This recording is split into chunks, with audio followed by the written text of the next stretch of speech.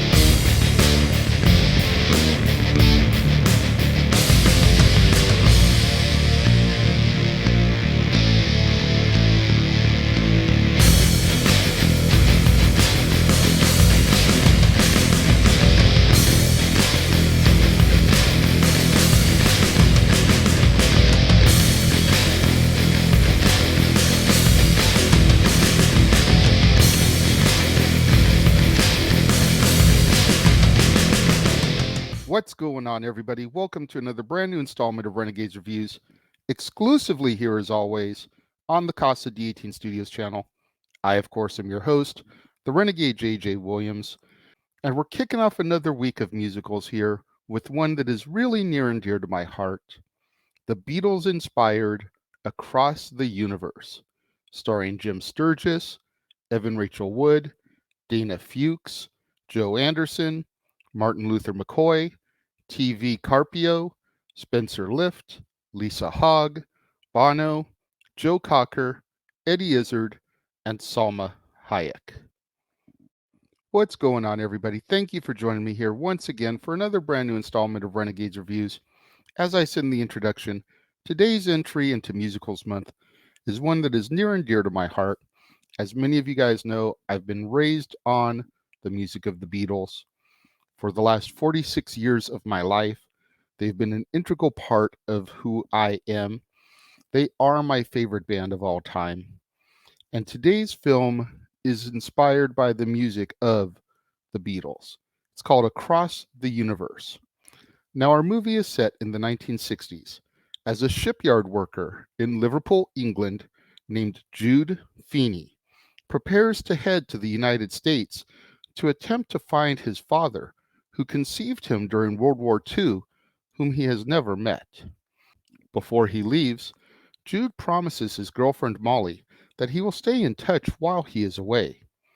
Meanwhile, in New Jersey, Lucy Kerrigan worries about her boyfriend, Daniel, who is headed for service in the Vietnam War.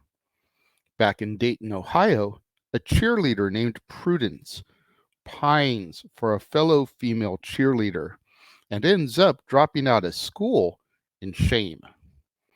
Jude ends up meeting his father, Wes, who is a janitor at Princeton University, but they don't really bond with each other. However, while on the Princeton campus, Jude meets and befriends a slacker student named Max, who ends up bringing Jude home for Thanksgiving, where he introduces him to his family, which includes his younger sister, Lucy. Max drops out of college and he and Jude move into a bohemian enclave in Greenwich Village, New York, which is ran by a singer named Sadie. Jude becomes a freelance artist and Max a taxi cab driver. Daniel ends up being killed in Vietnam and Lucy attends his funeral. Meanwhile, in Detroit, Michigan, a young African American boy is killed during the 1967 riot. His adult brother, Jojo, a guitarist, moves to New York as well for a change of scenery and ends up auditioning for and joining Sadie's band. They are soon joined by Prudence, who has hitchhiked to New York from Ohio. Now, before starting college, Lucy goes to visit Max in New York, and she and Jude end up falling in love. Max is initially displeased upon discovering that they have slept together, but he ends up giving them his blessing. Max then ends up being drafted into the army and is sent to Vietnam, as he is no longer a college student and therefore is no longer protected from the draft. Prudence becomes attracted to Sadie and then becomes depressed when Sadie and Jojo begin a relationship. Lucy ends up becoming increasingly involved in the anti war movement, while Jude remains apolitical in comparison, but completely devoted to Lucy.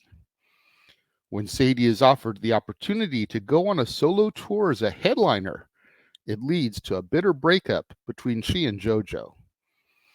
Jude begins to dislike the increasing amount of time that Lucy is spending with the Students for a Democratic Republic, which is led by a radical activist named Paco, who Jude suspects is trying to seduce Lucy. Jude storms into the SDR offices, leading to an argument with Lucy and a fight with Paco, after which Jude is thrown out and Lucy breaks up with him. Sometime later, Jude follows her to an anti war demonstration at Columbia University.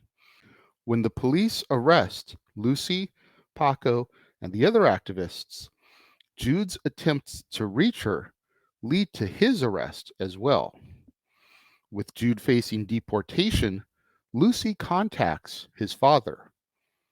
Wes visits him in jail, but has no legal proof that Jude is his son, and thus an American citizen. As a result, Jude is sent back to England. Returning to his job at the Liverpool shipyards, he runs into his former girlfriend, who is heavily pregnant by her current partner, an old co worker of Jude's, who she met around the same time that he stopped writing to her, which was the same time that he started seeing Lucy.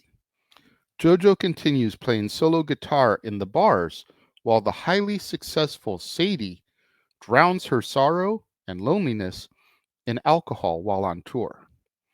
Max is wounded in Vietnam and sent home. Lucy visits him in the hospital on a weekly basis, but he is traumatized and dependent on morphine. Meanwhile, she continues her activities with the SDR and is involved with Paco, but she becomes uncomfortable when he begins to lead the movement deeper into violence. Lucy finally leaves Paco and the SDR when she finds him making bombs, and she is surrounded by constant reminders of Jude. Paco and his associates are killed when one of his homemade bombs explodes, and upon reading the news, Jude fears that Lucy is also dead. He learns from Max over the phone that she left the group just before the explosion and as a result is alive and well. So he arranges to return to New York, legally this time. Jojo and Sadie, who have now reconciled, put on a rooftop concert, and Max brings Jude to the rooftop. When the police arrive to break up the concert, Jude manages to remain on the roof and begins to sing, and the police allow the band to rejoin him. He notices Lucy on the opposite rooftop, and they gaze lovingly at each other as the performance concludes and our movie comes to its end. So, as you can see, there's a lot of Beatle references in this movie alone. Most all the main characters are named after Beatles songs. Jude, Hey Jude. Lucy, Lucy in the Sky with Diamonds. Sadie, Sexy Sadie. Jojo, Get Back. Prudence, Dear Prudence. Max, Maxwell Silverhammer. You've got Bono as Dr. Robert. You've got Eddie Izzard as Mr. Kite. And then you've got all the other little references dropped in throughout the movie, song references here and there. When Prudence first comes into the loft, she comes in through the bathroom window. She came in through the bathroom window. The ship in the shipyard docks where Jude works is called the Blackbird. You've got 33 or 34 different Beatles songs that are used at some point throughout the movie. Songs like Revolution and Helter Skelter and I Want to Hold Your Hand and All My Loving and If I Fell and Why Don't We Do It in the Road and Don't Let Me Down and All You Need Is Love, which is the grand finale that Jude sings on the rooftop. You've got all of this synergy. You've got blue meanies popping up. You've got just it's such a sensory overload for a Beatle fanatic like me that if I'm being 100%, all the times I've seen this movie, I don't think I ever noticed that the ship was called the Blackbird until this time watching it. Molly, Jude's girlfriend, obla di obla da. There's just so much in here that if you're a Beatles fan, I, I don't see any reason why you shouldn't like this. And if you're not a Beatles fan, it's a great introduction to the music of the Beatles, sung by more modern people, some actors and actresses that maybe Jim Sturgis, in addition to this, I know was in The Other Berlin Girl. He was in 21. He was in Cloud Atlas. We covered Cloud Atlas on the channel when we did one of our Tom Hanks months. I'll link the description up here so you can check that video out if you haven't seen it before. Evan Rachel Wood, we've talked about her in The Wrestler. She's also Anna and Elsa's mom in Frozen 2. She was also in Practical Magic, which we reviewed. If you missed my review for Practical Magic, we'll link that one up here as well. You've got just Eddie Izzard. Eddie Izzard's another guy we've talked about. I'm not a huge Eddie Izzard fan, but he's popped up here and there in things we've talked about, most notably Mystery Men.